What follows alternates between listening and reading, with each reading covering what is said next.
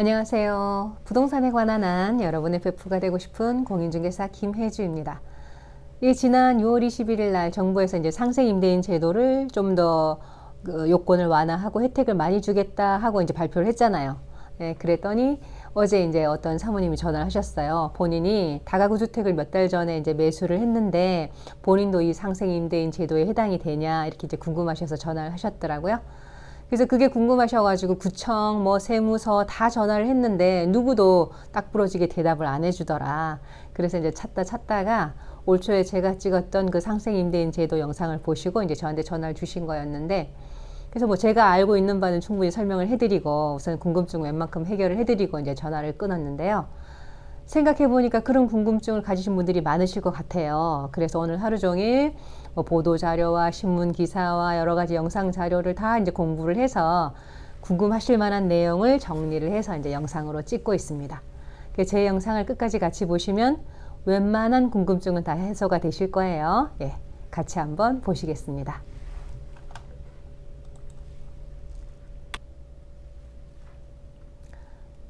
지난 2022년 6월 21일 임대차 시장 안정 방안 이렇게 정부에서 발표한 보도 자료입니다. 이런 식으로 개선을 하겠다, 요건 완화, 혜택 확대해주고 적용기한 연장 이렇게 확대를 해주겠다 하면서 이걸 이제 표로 만들었어요. 보시자면 똑같은 거는 이제 직전 임대료가 5% 이내여야 된다. 그건 이제 자동이고 이런 요건들이 그 전에 있었잖아요. 1세대 1주택자라야 된다, 9억 원 이하라야 된다. 이 요건들을 폐지를 했어요. 폐지를 하고 현재 다주택자더라도 나중에 이제 1주택자가 되면 그때 혜택을 받을 수가 있다. 이런 이야기고요. 그 다음에 혜택을 늘렸어요. 이렇게 지난번 이제 혜택은 1년이었잖아요. 실거주 1년만 인정해 주는 거였는데 이제 2년으로 늘렸고요. 없었던 장특공제가 생겼죠. 장특도 1세대 1주택 장특공을 받으시려면 2년 거주 요건이 있어야 됐었거든요. 그런데 그걸 면제해 주겠다 이런 이야기입니다. 그러니까 엄청 큰 혜택 두 개가 나온 거죠. 그리고 적용 기한을 올해 말까지였는데 2024년 말까지로 2년 연장을 했다 이런 이야기입니다. 그리고 이 시행은 지난 21년 12월 20일부터 임대한 분들은 다 적용을 해주겠다는 이야기예요. 그때 상생 임대인 제도가 처음으로 시작이 됐으니까 그때부터 임대한 사람은 다 해당되게 해주겠다, 혜택을 주겠다 이런 이야기입니다. 그럼 상생 임대인의 요건을 이제 개정 후의 요건을 이제 총정리를 해볼게요. 먼저 기간은 2021년 12월 20일에서 2024년 12월 31일 내에 체결한 임대차 계약만 해당이 됩니다. 그리고 5% 이내 증액 계약하는 신규 갱신 계약 모두 해당이 됩니다. 이 신규 계약이라는 것은 임차인이 바뀌었다는 거잖아요. 임차인이 바뀌어도 그건 상관없이 직전 계약 대비 5% 이내만 증액을 하면 상생 임대차 계약으로 봐주겠다 이런 이야기입니다. 그 다음에 어려운 것이 요거예요. 직전 임대차 계약이 1년 6개월 이상 유지했을 것, 유지가 되어 있을 것. 이게 같은 말일 수도 있는데 4번 임대인이 동일할 것. 그러니까 직전 임대차 계약이 있었어야 되는 거예요. 그러니까 갭 투자를 해서 이번에 임대인이 바뀌어버리면 내가 갖고 있는 직전 임대차 계약이 없는 거잖아요. 그런 경우는 해당이 안 된다는 이야기고요. 뒤에서 또 조금 더 구체적으로 설명을 드릴게요. 그 다음에 해당 상생 임대차 계약을 2년간 유지할 것. 상생 임대차 계약을 5% 이내 증액해놓고 계약을 해놓고 요걸 2년이 다 차도록 유지를 해야 그 다음에 그 2년 후에 집을 팔아야 양도세 이제 계산할 때 이 혜택을 주겠다 이런 이야기입니다. 이해하셨죠? 그럼 제일 궁금하신 게 다주택자는 해당되지 않나요? 하는 질문일 텐데 다주택자도 해당이 됩니다. 그 상생 임대차 계약 당시에는 다주택자였더라도 나중에 1주택 요건을 갖추면 그때 가서 적용받을 수 있습니다. 그러니까 다주택인 상황에서 미리 상생 임대차 계약을 해놓는 거예요. 해놔서 나중에 1주택이 된 다음에 그걸 써먹는 거죠. 만약 내가 다주택자라면 양도 순서를 정해야겠죠.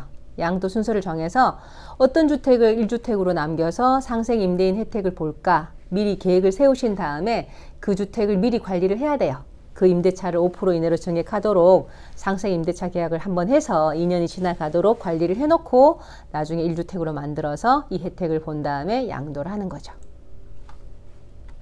그럼 등록 임대주택도 해당이 되나요? 네, 등록 임대주택도 해당이 됩니다. 뒤에서 이제 설명을 드릴 건데, 갱신 청구권을 쓰든 안 쓰든 상관없이 갱신 청구권을 사용한 계약도 이 상생 임대차 계약으로 봐주거든요. 그렇다면 등록 임대주택은 매번 이제 5% 이내만 증액하는 계약인데 이런 임대주택도 봐줘야 되지 않냐, 그렇게 유권 해석을 해서 등록 임대주택도 나중에 이 상생 임대인 혜택을 볼 수가 있습니다. 그러면 이제 제일 궁금한 게 이거죠. 갭 투자자는 그러면 상생 임대인이 안 되나? 이런 이야기죠. 기사가 어제 이렇게 떴어요. 전세 끼고 산 주택은 5% 룰을 지켜도 상생 임대인이 아니다. 내용은 이렇게 설명이 되어 있습니다. 기재부가 밝힌 상생 임대인 여부를 가장 쉽게 판별할 수 있는 방법은 직전 계약과 5% 이내로 올린 당해 계약의 임대인이 같냐는 것이다. 임대인이 같아야 된다는 거예요. 임대인이 같은 경우 당해 계약 시 이 임대인은 상생 임대인 자격을 갖추게 된다.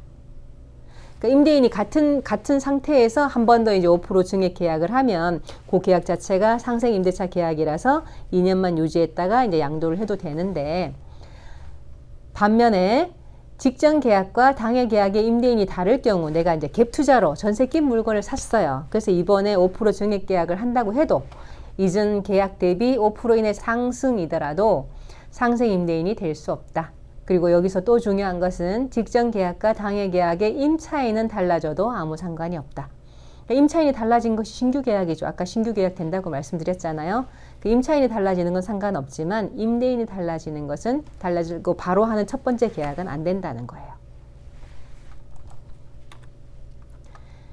이거는 이제 지난번 이제 보도자료와 이제 시행령을 보면 알 수가 있어요. 지난번 보도자료, 작년 21년 12월 보도자료 이렇게 나왔죠. 구체적으로 상생임대인 개념에 대해서 설명을 했고, 요렇게 계약 유형에 대해서 설명을 했어요.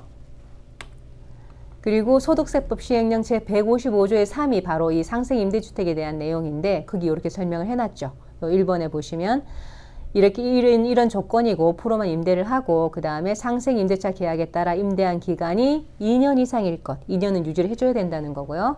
그 다음에 4번에 가면 제1호에 따른 직전 임대차 계약에 따라 임대한 기간이 1년 6개월 이상일 것, 이렇게 시행령이 딱 정해져 있습니다. 나머지 이거 뭐 1세대 1주택 또 그 다음에 9억 원 초과, 이거는 이번에 폐지를 했는데 나머지 조건들은 폐지했다는 얘기가 없었잖아요. 그러니까 이거는 그대로 적용이 되는 겁니다. 그러니까 앞에서 말씀드린 2021년 12월 상생임대인 보도자료와 그 시행령을 이제 합쳐서 정리를 하면, 말로 풀어서 정리를 하면 이렇습니다. 1번, 기존 임대차 계약 존재 및 기존 계약을 1년 6개월 이상 유지한 경우에만 한정한다. 그러니까 기존 임대차 계약이 있었어야 돼요. 내 이름의 임대차 계약이 있었어야 이번에 새로 하는 5% 증액 계약을 상생 임대차 계약으로 봐주겠다는 거고요. 그 기존 계약이 적어도 1년 6개월 이상은 계속 유지가 되어 왔어야 된다, 이 말입니다. 그래서 이런 주택들은 해당이 없다는 얘기예요. 어떤 주택들인가 하면 주택 매수 후 신규로 체결한 임대차 계약. 갭 투자를 하려고 이제 주택을 샀어요. 주택을 사가지고 바로 전세를 넣는 거죠. 바로 전세를 놓으면 내 이름으로 계약이 되긴 하지만 그 직전 계약이 없는 거잖아요. 그러니까 이 계약은 상생 임대차 계약이 될 수가 없는 거예요. 이번 계약을 내 이름으로 하고 한 번 더 5% 증액 계약을 하면 그러면 이제 그 계약은 상생 임대차 계약이 되는 거겠죠. 그리고 주택 매수 시 승계받은 임대차 계약은 제외한다. 직전 계약으로 안 봐준다, 이런 이야기입니다. 그러니까 주택 매수 시 승계받은 임대차 계약이 있긴 하더라도 그게 내 이름으로 된 계약이 아니니까 그것은 직전 계약이 아니에요. 그래서 내가 다음번에 5% 증액 계약을 한다고 해도 그걸 상생 임대차 계약으로 봐주지는 않겠다, 이런 이야기입니다. 그러니까 갭 투자에서 바로 5% 증액해서 하는 것은 인정을 안 해주겠다는 거라서, 갭 투자에서 만약에 전세 낀 주택을 샀다면 한 번 더 내 이름으로 계약을 한 다음에 그 다음 계약을 5% 증액하면서 상생 임대차 계약으로 인정을 받도록 해야 합니다. 그리고 상생 임대인은 해당 계약을 2년간 유지해야 됩니다. 2년간 유지 시 이런 혜택을 주겠다라고 돼 있잖아요.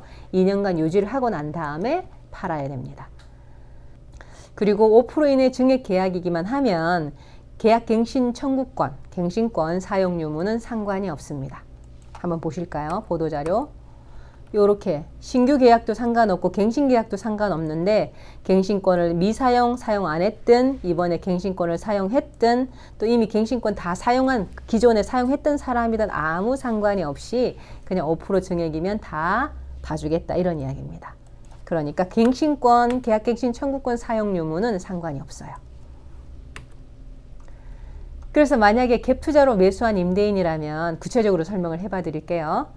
본인 이름으로 계약서를 한번 작성했었어야 되는 거예요. 새로 계약서를 한번 작성한 다음에 그걸 적어도 1년 6개월 이상 유지하고, 그러니까 뭐 2년 계약이면 2년이 지난 다음에 5% 내 증액 계약을 새로 해야 되는 거예요. 한 번 더 해야 되는 거예요.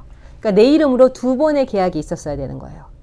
적어도 2번의 계약이 있은 다음에 이 2번째 계약은 5% 내 증액 계약이 돼야 되는 거고요. 그러면 이 2번째 계약을 상생임대차 계약으로 봐주겠다.